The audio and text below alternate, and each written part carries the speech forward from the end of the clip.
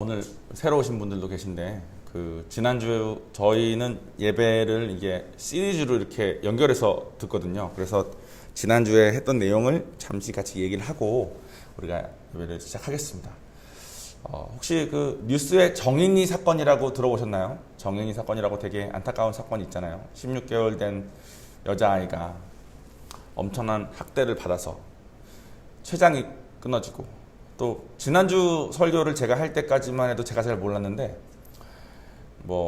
경찰 조사가 끝난 건 아니지만 어떤 분들의 증언에 의하면 그 아이를 입양을 해야 대출을 더 받을 수 있었다고 하네요. 그래서 참 여러 가지로 속상한 일이 있는데, 제가 지난주에 전하고자 했었던 내용은 우리 사회가 참 이러면 안 된다. 부모가 어쩌면 사람이 딸도 있는 사람이 그렇게 하면 안 된다, 이 말을 하고자 함이 아니었고, 만약에 그 정인이가 죽지 않고 살아 있었다면 세상 사람들은 정인이가 이렇게 학대받은지 몰랐을 거 아니에요, 그죠? 그리고 정인이가 조금 큰 다음에는 어렸을 때 학대받은 거 기억도 잘 안 나고 그냥 살았을 겁니다. 그래서 정인이 같은 일이 있었던 사람인데 지금 우리 중에 한 명으로 앉아 있어도 솔직히 전혀 이상할 게 없다는 거예요. 우리 중에 정인이랑 똑같은 사건을 겪은 사람은 없을지라도 정인이 같은 그런 어려운 일들 세상 살면서 그런 거 아무것도 없이 이렇게 살아는 사람이 없다는 거죠. 마치 부모가 돈이 아주 많고 좋은 환경에서 잘 태어나서 잘 자라면 그런 일이 아무것도 없을 수 있지 않을까라는 생각이 자꾸 들어서, 특히 한국 부모님들은 자식을 위해서 희생하시는 거에 별로 주저함이 없으신 분들이 많으시니까 열심히 하시는데 실제로 세상이 그렇지 않습니다. 그리고 그래서 예수님이 오신 것입니다. 근데 예수님이 오셨는데 나는 부서진 거 없는데, 나는 괜찮은데 하는 사람들은 예수님이 필요가 없고 오셨는데도 난 진짜 부서졌고 난 진짜 힘든데 나 정말 어려운데 하시는 분들은 하나님이신 예수님이 필요한 존재가 된다는 얘기를 지난주에 했습니다. 또한 저희 교회는 이제 저랑 저희 와이프 선교사랑 사모가 제일 어린 축에 속한 교회이기 때문에 저희만 해도 나 인생 이렇게 살았으면 이제 남은 인생 이렇게 살다 가는 거지, 천국 가면 됐지, 이런 생각을 하기 쉬우니까 나이가 더 있으신 분들께서는 이런 말을 들으면 어렸을 때 이미 있었던 그런 지나간 일들 어떻게 할 거야, 그냥 이렇게 살다가 가는 거지, 이렇게 생각하실 수 있는데, 그래서 제가 예전에 이런 설교를 들었을 때 지금 저랑 크게 관계 없는데요, 저 어쩌겠어요, 이미 이렇게 된 거 이렇게 살다가 이제 천국 가는 거죠, 빨리 예수님이나 오셨으면 좋겠네요, 이런 생각을 하시는 분이 계실까봐 이번 시리즈의 제목이 믿음의 유산, 믿음의 작품입니다. 즉, 우리가 가지고 있는 이런 어려움들을 주님 안에서 해결하지 않으면 그 모습이 나를 닮은 아이에게 계속해서 이어질 거라는 거예요. 마치 우리 가게에 흐르는 저주처럼 되는 거죠. 저주가 무슨 그런 악마가 이렇게 와서 저주하고 이런 게 아니라, 내가 원치 않고 내 자녀는 겪지 않았으면 좋겠는 일들이 내가 그냥 산 것 때문에 그 아이도 똑같이 살게 될 가망이 많다는 얘기를 했습니다. 제 아이 요한이는 이제 7살이 됐습니다. 한국 나이로. 미국 나이로는 아직 5살인데 이 아이가 저를 많이 닮았어요. 저희 와이프도 많이 닮고, 저희 둘의 좋은 점도 많이 닮았지만 나쁜 점을 그렇게 많이 닮았습니다. 얘가 그 나쁜 점을 닮았으니까 제가 살면서 느꼈던 어려움들을 얘가 겪을 게 보이는 거예요. 제가 사춘기 때 겪었던 그 어려움들, 괴로움들을 얘가 겪을 게 보이는 겁니다. 근데 성경은 우리에게 어떤 일이 있건 하나님만의 길이 있다는 것을 가르쳐 줍니다. 근데 성경이 말하는 것이 아무리 진리여도 제가 그 성경 말씀이 제 삶에 적용되지 않으면 저도 해결 못 받았으면서 요한이한테 요한아 너는 그렇게 안 살아도 돼, 백날 말해봤자 의미가 없지 않겠습니까? 그래서 제가 바라는 것은, 또 제가 지금 요즘 열심히 하고 있는 것은 제가 가지고 있는 이 단점들을 성경적으로 하나님 안에서 어떻게 하면 해결받을 수 있는지를 잘 공부하고 배우고 성령님의 인도하심 받아서 그 길을 하나하나 걸어서 언젠가는 제가 요한이에게 요한아, 내가 너랑 같은데 너가 가지고 있는 이런 점은 나를 닮아서 그런 건데 너가 이런 점을 가지고 살면 주변 사람들이 힘들어해. 주변 사람들이 네 옆에 오기 싫어할 거야. 아빠가 그랬어. 아빠는 이해를 못했단다. 왜 주변 사람들이 내 옆에 있으면 그렇게 힘들어하는지. 나는 그렇게 잘해주려고 하는데 근데 나의 이러이러한 점 때문이더라. 너가 그런 점을 닮았다. 근데 내가 하나님 안에서 이렇게 했더니 되더라. 너도 이렇게 했으면 좋겠다라고 말하고 싶습니다. 그리고 그런 유산을 전해주고 싶습니다. 여러분들도 이번 시리즈를 들으시면서 그 소망감이 생기셨으면 좋겠어요. 지난주에는 우리가 다 부서져 있다. 그리고 정인이의 일이 꼭 남 얘기만은 아닐 수 있다라는 것까지만 했고 오늘은 조금 더 구체적인 내용을 얘기할 겁니다. 하지만 오늘도 여전히 좀 큰 그림을 볼 거예요. 그래서 오늘 내용을 들으시면서 여러분들이 나도 저렇지 하셨으면 좋겠어요. 왜냐면 지난주 설교를 한 다음에 제가 지난주 설교의 마지막에 분명히 이것을 하는 목적은 우리가 부서진 것을 인정하는 겁니다라고 말씀을 드렸는데도 불구하고 제가 설교를 직접 들으신 분들하고도 얘기하고 유튜브로 보신 분들하고도 얘기를 해봤는데 다들 자기의 부서짐을 보기보다는 자기 남편의 부서짐, 자기 아내의 부서짐만 보더라고요. 아, 내 남편도 부서졌구나. 그래, 저는 저 사람이 저렇지. 이러면서 내가 아니 그것이 설교의 목적이 아닙니다. 그리고 솔직히 자기 자신의 부서짐을 보는 것이 참 괴롭습니다. 괴롭고 힘들어요. 그런데 자기 자신의 부서짐을 보지 않으면 남의 부서짐이 자꾸 눈에 걸려서 그 사람하고 올바른 관계를 맺기가 참 어려워요. 나도 부서진 게 인정이 돼야지 남이 부서진 것을 봤을 때 너도 부서졌구나가 되지. 나는 안 부서졌다고 생각하는 사람이 남의 부서짐을 보면 야 너는 왜 그러냐 이렇게 되거든요. 그러니까 남과의 온전한 관계를 맺기가 참 어렵습니다. 특히 부부관계. 제가 저의 부서짐이 보이지 않으면 저희 와이프의 흠이 그렇게 눈에 걸립니다. 그리고 와이프의 흠이 저는 잘하고 있는 경우가 많아요. 또 동시에 저의 흠이 저 사람은 잘하고 있는 경우가 많죠. 그러니까 제가 잘못하고 있는 거는 잘 안 보이니까 그냥 덮어두고 상대방이 잘못하고 있는 것만 자꾸 보이면 이 온전하게 서로 사랑하는 관계를 맺기가 참 어렵습니다. 또한 하나님하고도 내가 부서져 있지 않으면 회복될 필요가 없지 않겠습니까? 부서져 있는 게 없는데. 그러니까 하나님하고 깊은 관계를 맺기도 참 어렵습니다. 그러니까 오늘 여러분 준비한 내용 또 뭐 제가 그냥 내가 생각해봤더니 이렇더라 이런 내용을 준비한 게 아니라 제가 학교에서 열심히 배우고 또 책을 몇 권 같이 읽으면서 준비한 내용이니까 저의 개인적인 생각이 아니라 오랜 기간 동안 연구된 거에 따른 기독교 학자들이 연구된 거에 따른 그런 내용이니까 오늘 내용을 들으시면서 다른 것들은 뭐 굳이 기억하시고 지금 오늘 무슨 학교 오신 거 아니지 않습니까? 그러니까 꼭 뭘 배워가야 되는 생각을 하실 필요는 없어요. 그냥 오늘 한번 듣고 흘리시면 되는데 오늘 걸 들으시면서 아 맞아 내가 저기서 저랬지 내가 여기서 이랬지가 꼭 보이셨으면 좋겠습니다. 자, 오늘의 목적은 자기가 부서졌다는 것을 인정하는 겁니다. 나도 정인이 같은 일이 나에게 있을 수 있었다는 거, 나에게도 있었다는 걸 인정하는 겁니다. 자, 정인이 나이 때, 그러니까 16개월쯤 됐을 때 그런 학대를 받으면 그 아이가 나중에 잘 자랐어도 마음속에 상처 없이 자라기는 불가능할 거예요. 그렇게 학대를 당했으니까. 그런데 그렇게 부서지는 거는 정인이 나이 때만 가능한 게 아니래요. 전 연령대에서 가능하대요. 그래서 그것을 에릭 에릭슨이라고 외우지 않으셔도 돼요. 에릭 에릭슨이라는 기독교 하나님 만난 사회심리학자가 오랜 기간 동안 분석한 내용을 오늘 같이 볼 거예요. 표 하나 보여주시겠어요? 에릭 에릭슨이라는 사람이 8단계로 나눠서 심리 발달을 얘기했는데 공부하는 거 아닙니다. 그냥 제가 다 설명해 드릴 거예요. 그냥 눈으로만 보세요. 어떤 사람은 좋은 부모를 만나도 잘 못 커. 어떤 사람은 좋은 부모를 만나지 못했는데도 잘 컸어. 이게 참 이상한 거예요. 에릭슨이 봤을 때. 이게 왜 이렇지?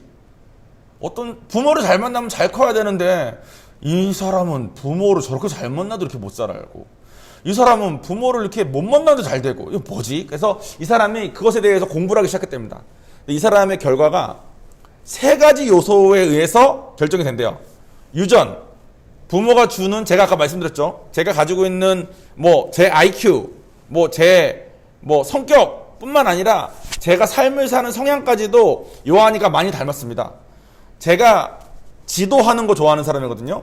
요한이는 저랑 엄마랑 자기랑 아이스크림을 사러 가면 지가 아빠는 이거 먹어, 엄마는 이거 먹어, 이렇게 해야 돼요.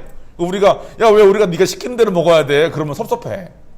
근데 제가 할 말이 없어요. 왜냐면 제가 그렇거든. 제가 식당 가면 여보 오늘 이거 어때? 메뉴판 보고 이렇게 안 하는 게, 그냥 제가 메뉴판 보면서 정해주는 게 편한 성격의 사람이에요.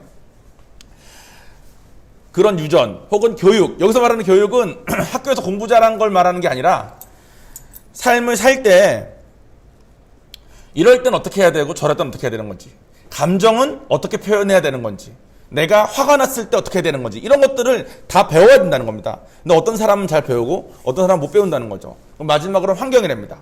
돈 많은 집에 태어나면 이러이런 고생은 안 하겠지만 또 동시에 되게 버릇없게 자랄 가망도 많겠죠. 그러니까 환경과 교육과 유전에 따라서 이렇게 되는데, 사람들이 태어나서 세상은 이런 거구나, 이렇게 살아야 되는 거구나라고 딱 깨달았을 때쯤에 그걸 평정이라고 표현하는데, 그 평정이 딱 깨지는 순간이 온대요. 예를 들면 학교를 간 거예요. 그러면 이제 평정이 깨지는 거죠. 요한이는 내년 학교 가는데 요한이는 내년에 평정이 깨질 겁니다. 맨날 집에서 놀고 엄마 아빠랑 놀다가 이제 학교 아침마다 일어나야 되고 학교 가야 되고 책가방 들고 가야 되고 선생님이 숙제 내주고 막 마음에 안 맞는 애들하고도 부딪혀야 되고 막 이런 일들이 생기지 않겠습니까? 그러면 이제 평정이 깨진다는 거예요. 평정이 깨지면 각 사람이 다시 평정을 유지하기 위해서 자기가 할 수 있는 이것저것을 하면서 어떤 심리적인 모습을 형성한답니다. 좀 더 설명 드릴 거예요.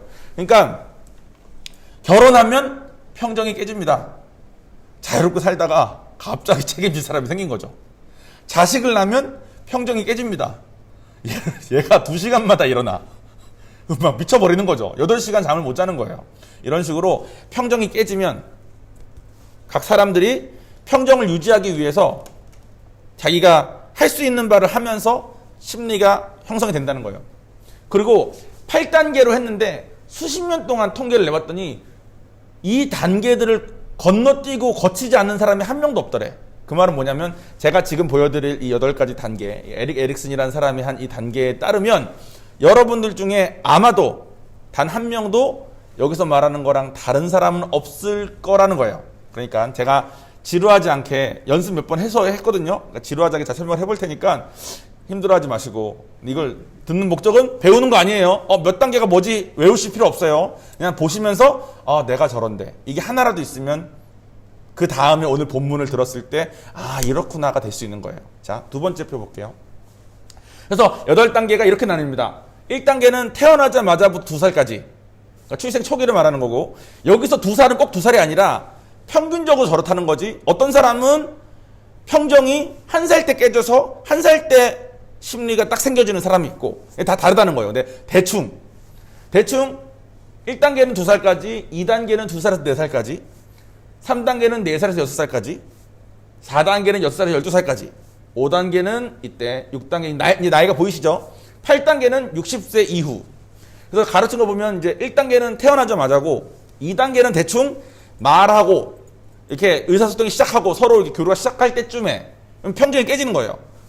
말을 시작하면서 평정이 깨지는 거야. 예전에는 말하지 않았으니까 그냥 살다가, 그죠? 그 다음에 3단계부터는 자기가 원하는 것이 좀 많이 생기고, 제 말이 좀 빨라지고 있죠.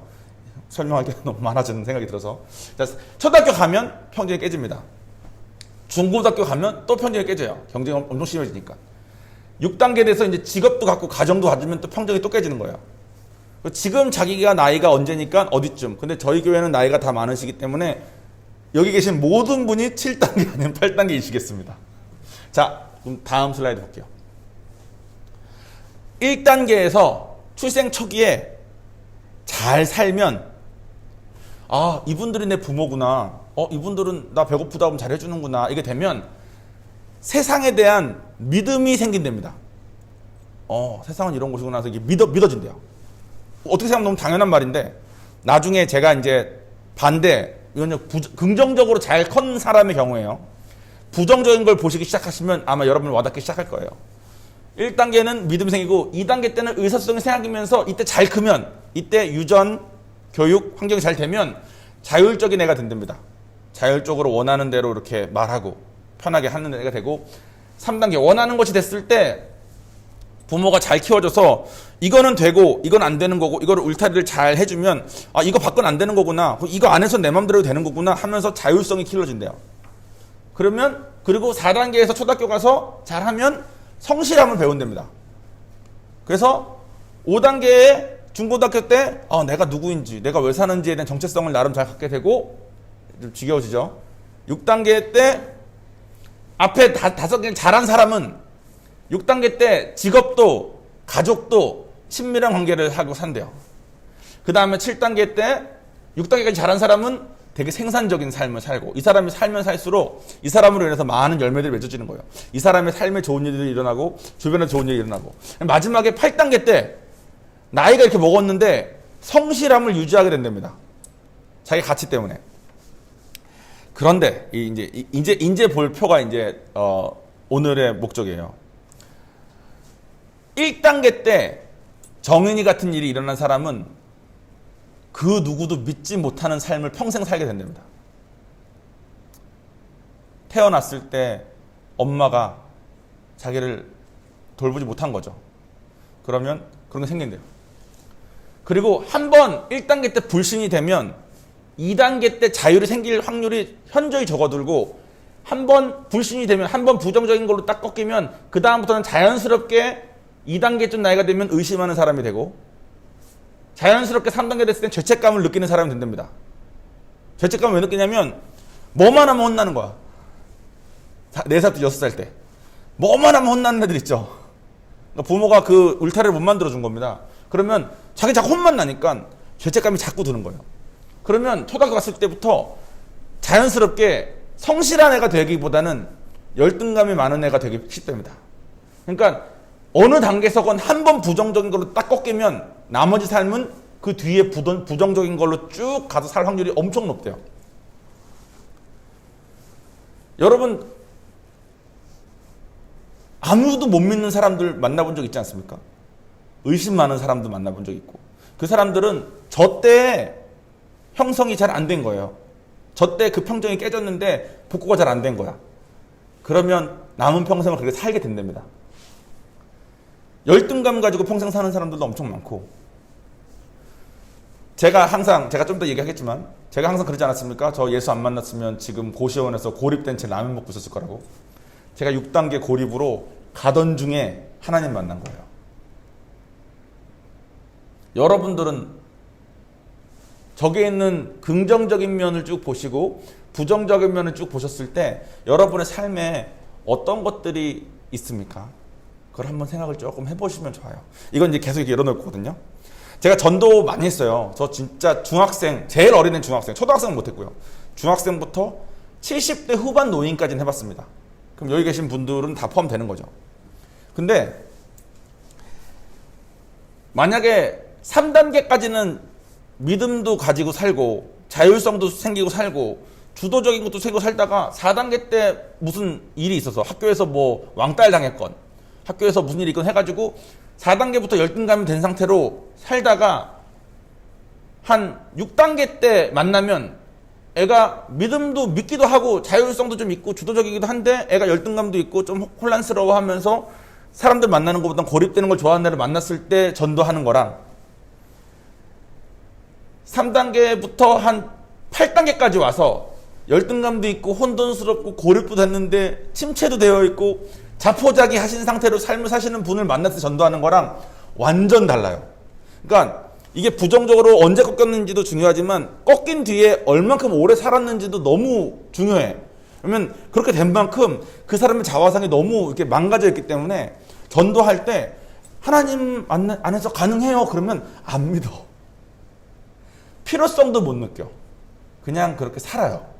그러니까 이게 나이가 먹으신 다음에 하나님을 만난다는 거가 진짜 어렵겠구나가 그래서 그런 거예요. 왜냐하면 부정적인 것으로 쌓여진 채 산 게 너무 오래되니까 그 어떤 소망도 보기가 너무 어려운 거죠. 근데 저 어린애들은 조금 편합니다. 어린애들은 예술 전하고 복음을 전한 다음에 소망을 갖기가 쉬워요. 왜냐면 애들은 이 부서짐이, 그런 애들은 아직 고립이나 침체까지는 안 간 거예요. 부서졌지만. 아직 나이가 어리니까.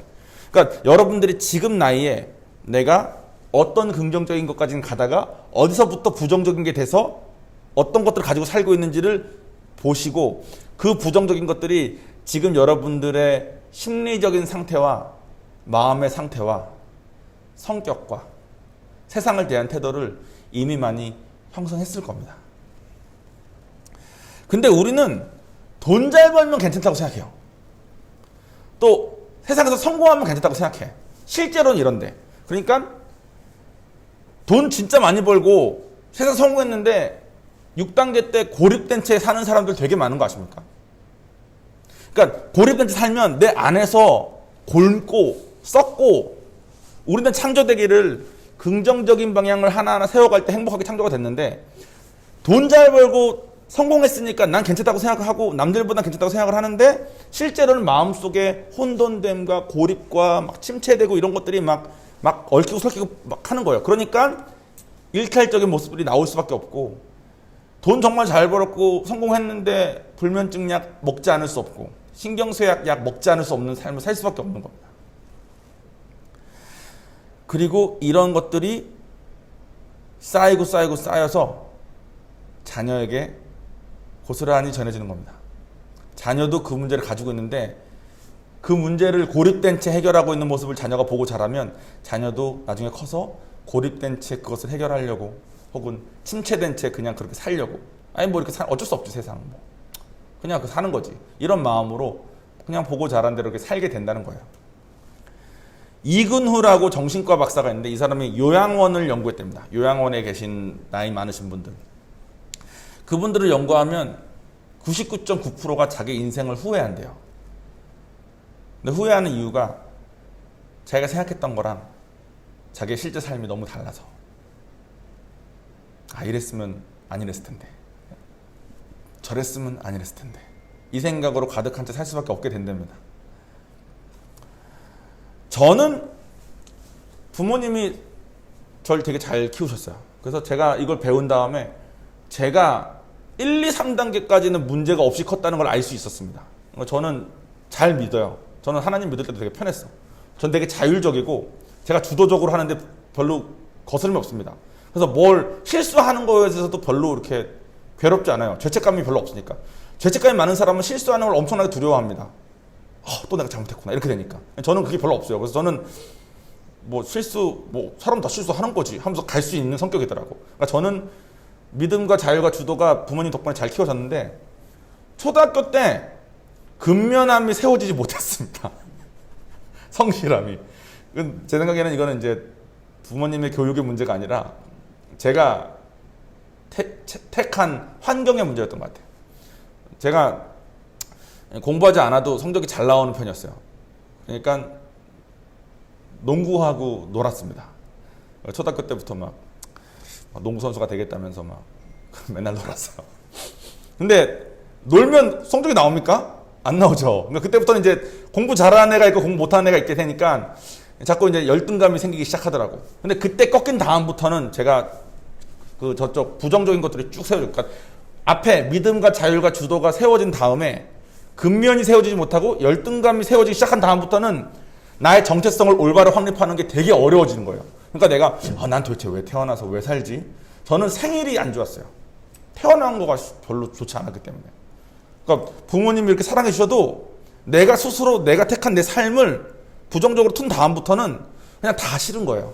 그래서 저는 열등감 많고 내가 왜 태어났는지 뭔지 혼돈된 상태로 살고, 고립되게 사람들 만나면 자꾸 비교되고, 사람 자꾸 만나면 저 사람은 잘났는데, 이 사람은 돈 많이 버는데, 이 사람은 좋은 학교 갔는데, 나는 이게 아니니까 저게 아니니까, 그 사람들 만나면 불편한 삶, 친밀함 싫고 고립돼서 혼자 있는 게 편하다, 아무도 안 만나는 게 편하다, 이렇게 살고 있을 때 21~22살 때 보다 못한 하나님께서 한 교회를 통해서 저를 만나주셨습니다.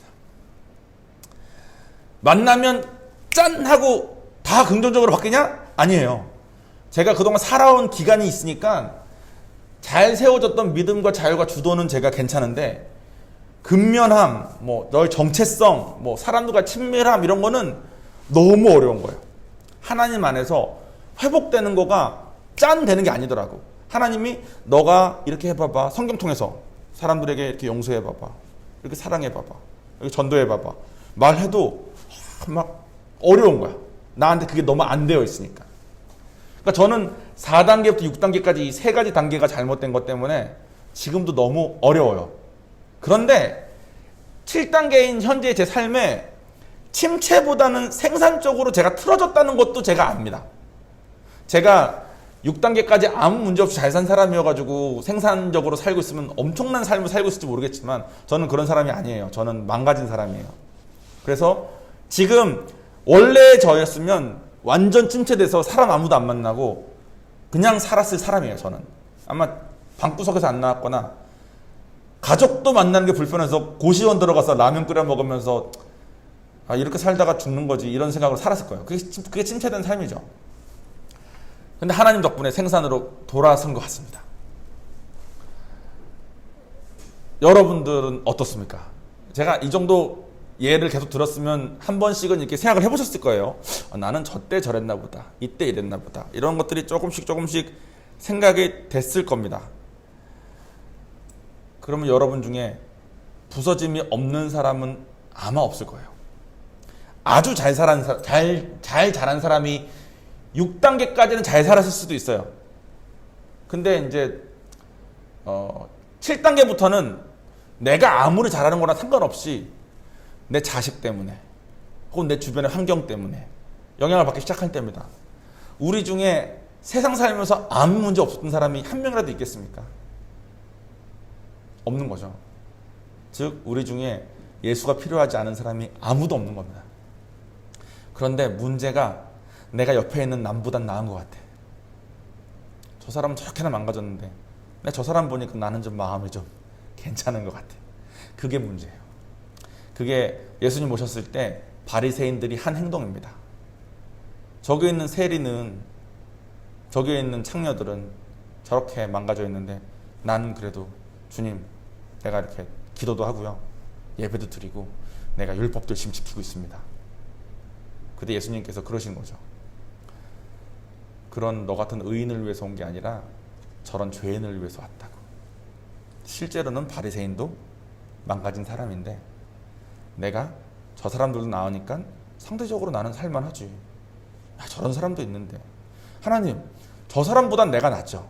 쟤는 진짜 하나님 마음 아프게 할 거예요. 나는 좀 괜찮죠. 이런 생각에서 못 나오고 있으면 자기 죄가 점점 작아지고 자기의 부서짐이 점점 작아지니까 옆에 사람의 부서짐이 자꾸 보여서 저와 대화했던 몇 분처럼 제가 그분들을 지금 이렇게 뭐라고 하는 게 아닙니다. 우리가 다 그러니까. 저도 이걸 준비하면서도 머릿속에는 저의 부서짐보다는 제 아내의 부서짐과 제 아들의 부서짐이 더 많이 보이니까. 인간이 다 그래요. 우리가 다 그렇다는 거야. 근데 그때 내가 정신을 차리고 내가 나의 부서짐을 봐야 된다. 나의 부서짐 보지 않으면 내 몸에 있는 들뽕 보이지 않으면서 와이프 몸에 있는 티만 보여가지고 너는 그거 좀 이렇게 안 하냐? 여기서 못 나온다는 거예요. 내가 그렇게 하면 와이프가 나를 사랑하겠습니까? 안 하지 않겠습니까? 내 자식이 내가 요한이한테 너는 그러냐? 그러면 요한이가 제 옆에 오기를 원하겠습니까? 안 오지 않겠습니까? 그럼 하나님께서 저를 생산으로 아무리 돌리려고 해도 저의 옛 습관 때문에 고립으로 자꾸 가는 거예요.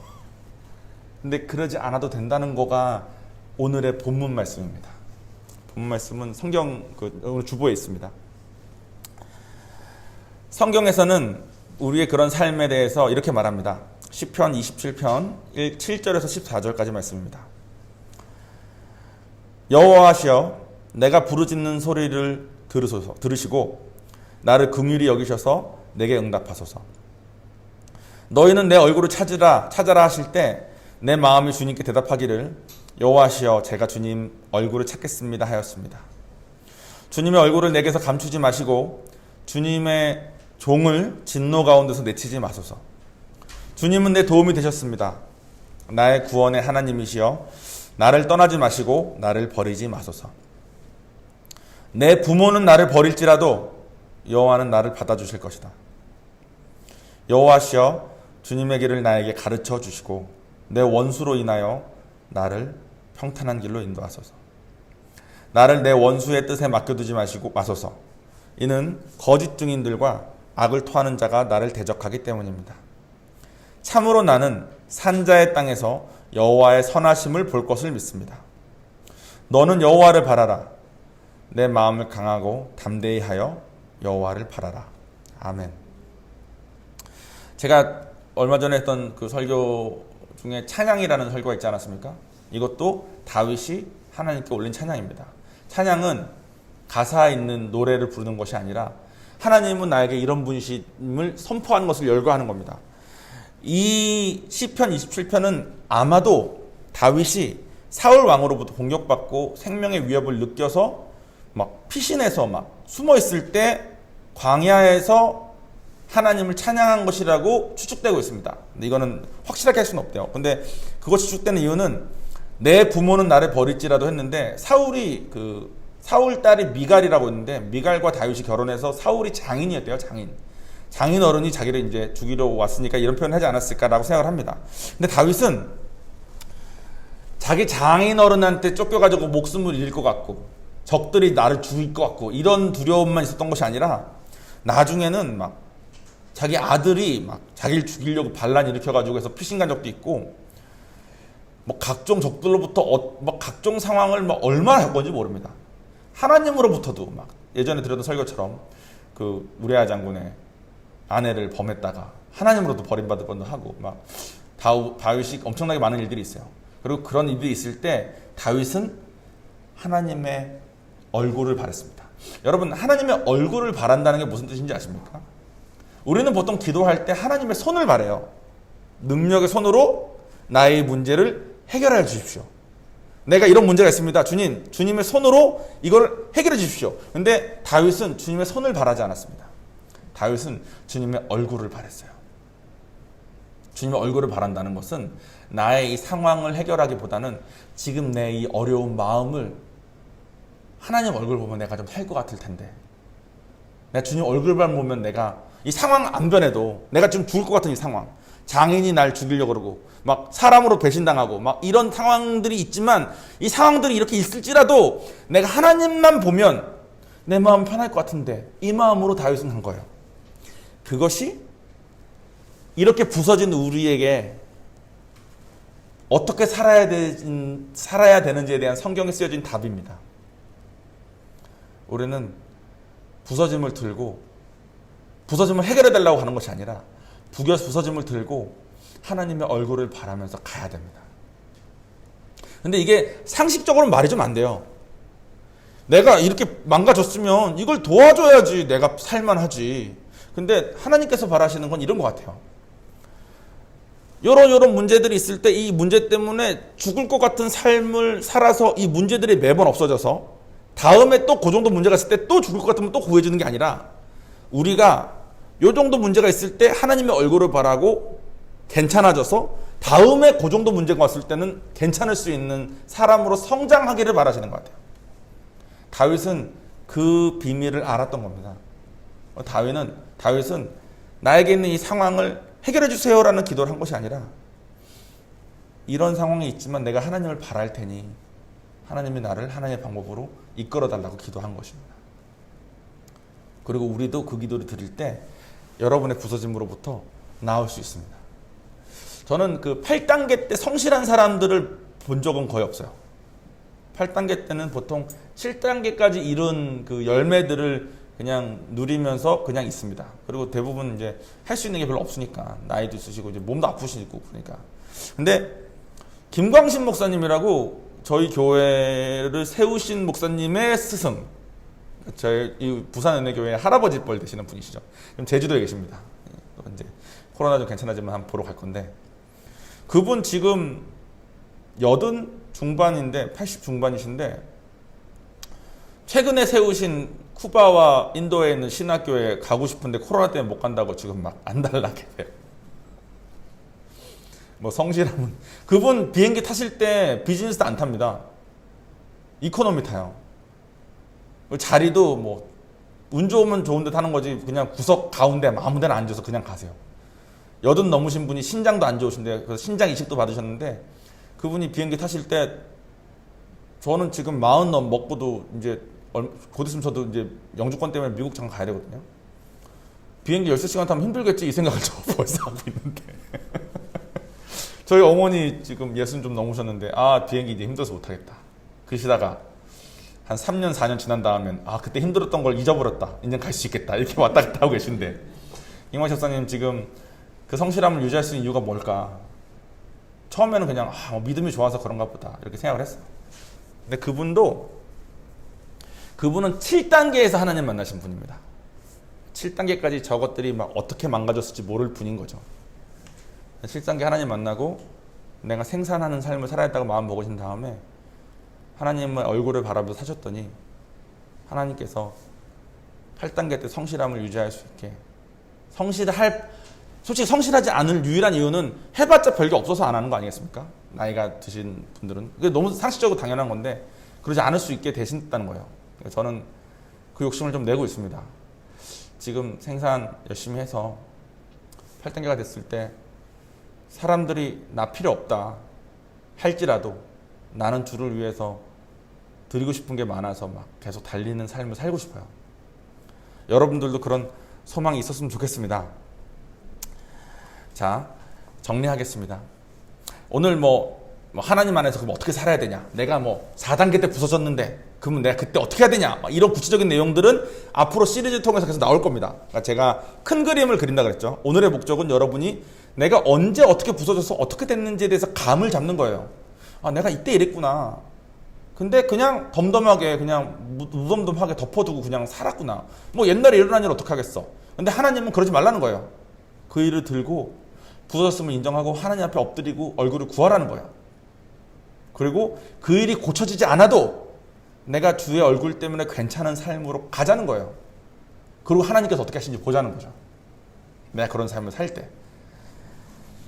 근데 이게 참 어려워요. 참 싫습니다. 다음 주에는 이런 것들을 겪으면 제가 그랬잖아요. 마음에 곱는다고. 곪은 게 어떻게 되는지를 설명해 드리는 시간을 다음 주에 가질 거예요. 다음 주 내용을 들으시면 좀 더 구체적으로 와닿으실 거고 시리즈를 몇 가지 해서 한 주 한 주 쌓이면 지금은 이렇게 말씀을 드리면 약간 이게 뭐 뜬구름 잡는 얘기야 싶으실 만한 내용인데 이걸 한 주 한 주 쌓이다 보면 여러분과 함께 성경 말씀에 이 말이 왜 있고 이 말이 내 삶에 무슨 뜻인지를 깊게 함께 얘기하면서 하나님이 얼마나 좋으신 분이시고 얼마나 나를 구하기 원하시는 분이신지를 우리가 함께 나누는 기쁜 시간이 있을 것 같습니다. 그런 시간을 갖고 우리 이 시리즈를 잘 마친 다음에 아 내가 부서졌구나 내가 하나님 필요하구나를 깨달은 다음에 그때부터 성경 말씀에 있는 말씀들을 아 부서진 나에게 이 말씀은 이런 의미구나 부서진 거 인정하기 전에는 이 말씀은 그냥 그런 말씀이었는데 아, 이 말씀이 나에게 살아서 이렇게 움직이는구나 이런 것들을 같이 경험하면서 같이 누리면서 신앙생활 했으면 좋겠어요. 자, 그럼 제가 기도하겠습니다.